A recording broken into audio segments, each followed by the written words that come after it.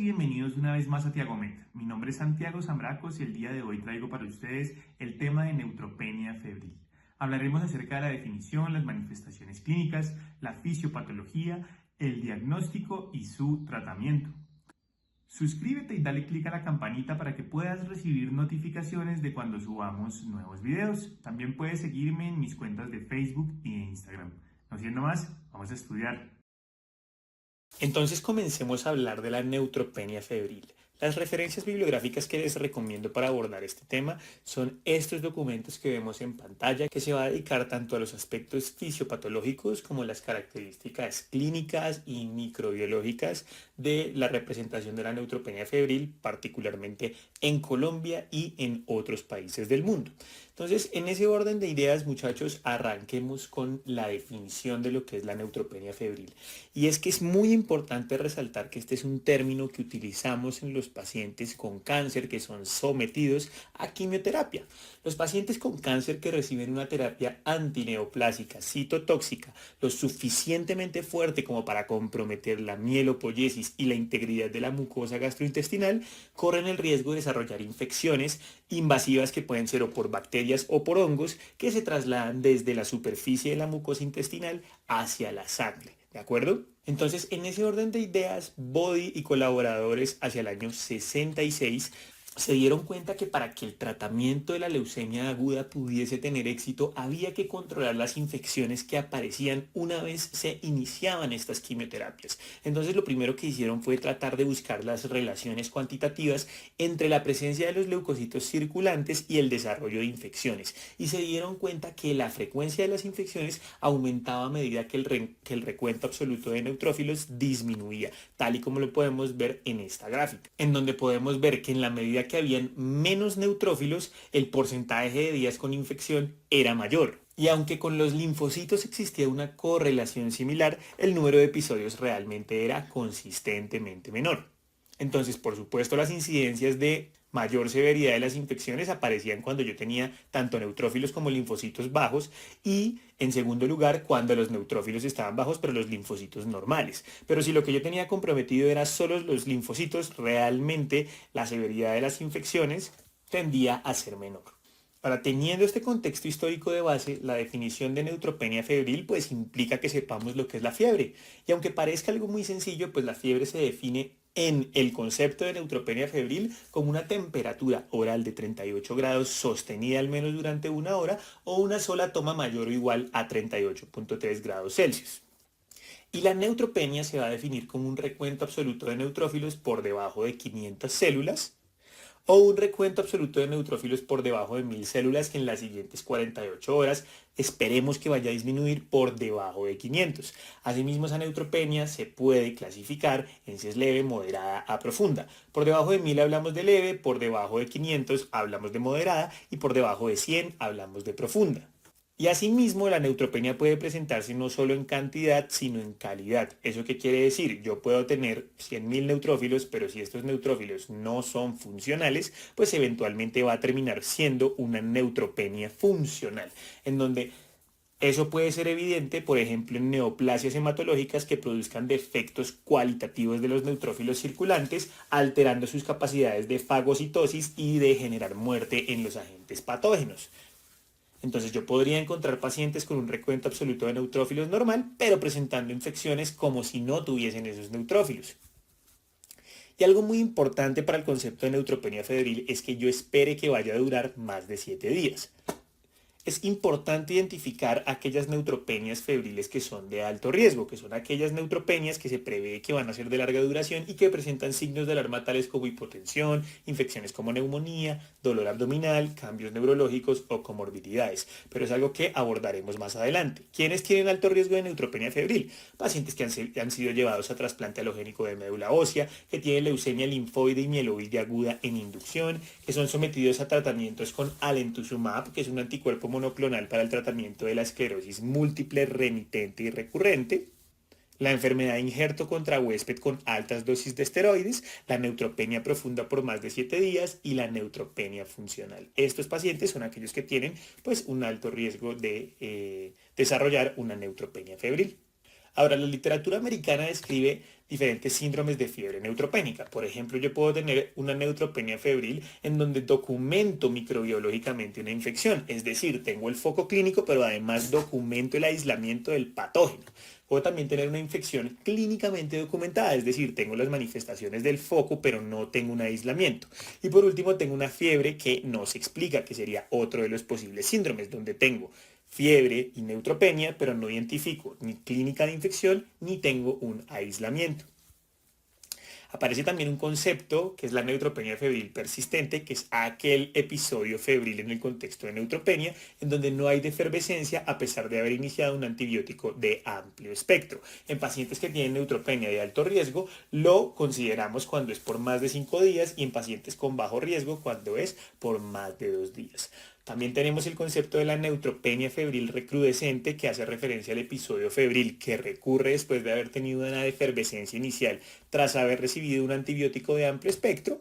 Y por último, el síndrome de reconstitución mieloide, que hace referencia a la fiebre y a la aparición de inflamación en relación a un foco infeccioso cuando la persona comienza a recuperar sus neutrófilos. Es decir, antes no tenía cómo montar una respuesta inflamatoria, pero dado que ahora recuperó sus neutrófilos, genera toda una respuesta inflamatoria que genera este síndrome de reconstitución mieloide, que finalmente termina siendo una analogía a lo que conocemos como el síndrome de reconstitución inmune, conocido como IRIS, que aparece después de la terapia antirretroviral en los pacientes que tienen VIH. Es algo semejante. Muy bien, ya teniendo claras las definiciones, hablemos un poco de la fisiopatología de la neutropenia febril. Entonces, ¿qué factores pueden contribuir a que una persona desarrolle una neutropenia febril? Entonces, hay dos efectos fundamentales y son aquellos efectos directos de la quimioterapia sobre las barreras mucosas y el sistema inmunológico y aquellas brechas que se producen en la respuesta del huésped secundario a la presencia de una neoplasia maligna. Entonces, ¿qué hace la quimioterapia sobre las barreras mucosas y el sistema inmune? Resulta que la quimioterapia induce mucositis y como hay mucositis, eso va a permitir que se trasloque la flora bacteriana del tubo gastrointestinal hacia el torrente sanguíneo. Esto ocurre por tres mecanismos fundamentales: la inmunosupresión, el aumento de la permeabilidad intestinal y el sobrecrecimiento de la flora bacteriana. Y esto es algo que ha sido evidente en todo tipo de quimioterapéuticos en un amplio rango de dosis y no está relacionado a ningún régimen de dosificación. Y asimismo, dependiendo cuál sea la neoplasia maligna, pues me va a generar brechas en la respuesta del huésped. Entonces, por ejemplo, si yo tengo una obstrucción de los canales linfáticos o de la vía biliar o de la vía aérea o del tubo digestivo o de la vía urinaria por la presencia de tumores, pues eso va a facilitar la translocación bacteriana. Asimismo, los defectos inmunológicos relacionados con trastornos hematológicos subyacentes, particularmente las leucemias o los linfomas, pues también pueden favorecer que no haya una respuesta inmune adecuada a la presencia de estas bacterias. Y por supuesto, los efectos inmunosupresores que tienen las quimioterapias. Entonces, todos estos factores en conjunto, pues contribuyen a que se desarrolle esa neutropenia febril. Y es que, ¿qué es lo que pasa? Los quimioterapéuticos que utilizamos, como el 5-fluorouracilo, el metotrexate, el irinotecan, la doxorubicina, pues suelen ser muy poco específicos. Eso quiere decir que no solo atacan las células tumorales, sino que también pueden atacar tejidos sanos, particularmente aquellos que proliferan rápidamente, como por ejemplo el tracto gastrointestinal, donde se produce una renovación celular completa cada 3 a 7 días. Entonces, esa es la razón de que se desarrolle esa mucositis inducida por quimioterapia. Y como sabemos, los intestinos deberían ser capaces de descomponer partículas grandes de alimentos, absorber selectivamente nutrientes a través de la barrera intestinal mediante sus mecanismos de transporte que están mediados por estos transportadores y por estos importes, antiportes, etc. Y debería resistir la absorción de componentes extraños que sean potencialmente tóxicos que vienen en los alimentos y en el agua. ¿Cómo lo logra? Pues obviamente va a tener elementos químicos, microbianos, neuroendocrinos, inmunológicos, que van a permitir mantener esta homeostasis. Pero yo necesito que esta barrera mucosa esté intacta para que esa función ocurra de una forma adecuada. Entonces, ¿cuál es el problema? Que si yo someto a quimioterapia a mi paciente, poco a poco este epitelio de enterocitos va a ir siendo eliminado, la barrera mucosa, por supuesto, se va a inflamar, se va a ulcerar y esto va a aumentar la permeabilidad epitelial a las bacterias que se encuentran aquí presentes y, por supuesto, va a generarse una translocación de esas bacterias hacia el torrente sanguíneo. Cuando nosotros tenemos el daño generado por la quimioterapia, ese daño de la mucosa va a generar que los microorganismos con sus factores de virulencia puedan traslocarse e inducir inflamación a través de la activación de los PAMPs y los DAMPs. Los receptores de reconocimiento de patrones van a identificar a estos PAMPs y DAMPs que vienen en estas bacterias en sus factores de virulencia y van a generar toda una respuesta inflamatoria que daña aún más las barreras mucosas. Pero entonces aquí uno se podría hacer una pregunta muy importante y es ¿cómo es posible que un paciente que no cuenta con neutrófilos logre hacer fiebre si no tiene cómo generar una respuesta inflamatoria? Y la razón radica en que los pirógenos endógenos no los liberan los neutrófilos, sino que los liberan los monocitos, que son células de vida media muy larga, a diferencia de los neutrófilos, que tienen vidas medias más o menos de 6 a 12 horas. Entonces, así como están sufriendo los neutrófilos, adivinen qué otras células también sufren en paralelo. Pues los enterocitos. Los enterocitos también tienen vidas medias muy cortas, 6 a 8 horas más o menos. Y por lo tanto, así como yo estoy perdiendo neutrófilos, paralelamente estoy perdiendo enterocitos. Ahora, estos Toll-like receptors son receptores que reconocen esos PAMPs y esos DAMPs, esos factores de virulencia que tienen las bacterias como el ácido lipoteicoico, el ácido teicoico, el lipoarabinomanano, que son estos que vemos aquí presentes, y su unión a los Toll-like receptors pues va a terminar en la activación del factor nuclear kappa beta y en esa respuesta inflamatoria que va a comprometer todavía más el estado del paciente. Pero entonces uno se pregunta, bueno, ¿qué tiene que ver todo esto del daño de los neutrófilos con el daño de la masa enterocitaria? Y es que lo que pasa es que así como se afectan los neutrófilos, también se afectan los enterocitos. Son células que son muy susceptibles a la quimioterapia y nos hemos dado cuenta que la masa enterocitaria también cae dramáticamente cuando el paciente es sometido a quimioterapia. Entonces se han evaluado diferentes biomarcadores que podrían evaluar el estado de la masa enterocitaria y hemos encontrado que las citrulinas son las que tienen una mejor sensibilidad y especificidad para medir esta masa enterocitaria. Entonces aquí podemos ver cómo la caída de la masa de los neutrófilos se acompaña de la caída de la masa enterocitaria. Entonces, es posible realmente que la fiebre sea el resultado exclusivamente del daño de las mucosas. Sin embargo, esto no implica que podamos decidir no darle antibiótico al paciente con neutropenia febril, porque cuando se da el pico de la caída de los neutrófilos es donde se produce el mayor riesgo de traslocación bacteriana. Y de hecho hay estudios que evalúan y comparan cuál es el mejor predictor de infección, si son las citrulinas, si es el nivel de neutrófilos, y en esto se ha encontrado que realmente el recuento absoluto de neutrófilos no permite diferenciar claramente qué pacientes están infectados, mientras que las citrulinas, que son sustancias liberadas por los enterocitos, son un mejor predictor. En aquellos pacientes que hacen infección, el nadir de citrulinas aparentemente es más bajo que en aquellos que no. Y esto es lo que justifica todavía más que realmente la enfermedad o la infección y la translocación bacteriana no están particularmente mediadas por la ausencia de los neutrófilos, sino realmente por el daño de las mucosas. Y es que realmente la gran mayoría de quimioterapias en los pacientes con neoplasias hematológicas generan daño de mucosas. Entonces es vital poder entender este concepto, porque en la medida que esas citrulinas caigan, es ahí donde veremos el pico de fiebre y de bacteriemia. Ahora, ¿qué riesgo me otorga de infección cada tipo de neoplasia maligna? Lo que hemos visto es que particularmente en neoplasias como el mieloma múltiple o la leucemia linfocítica crónica se producen, por ejemplo, cantidades anormales de anticuerpos o eliminación de complejos inmunes que aumentan el riesgo de sepsis por organismos encapsulados como el neumococo, Haemophilus influenza, Neisseria meningitidis, Capnocytophaga canimorsus.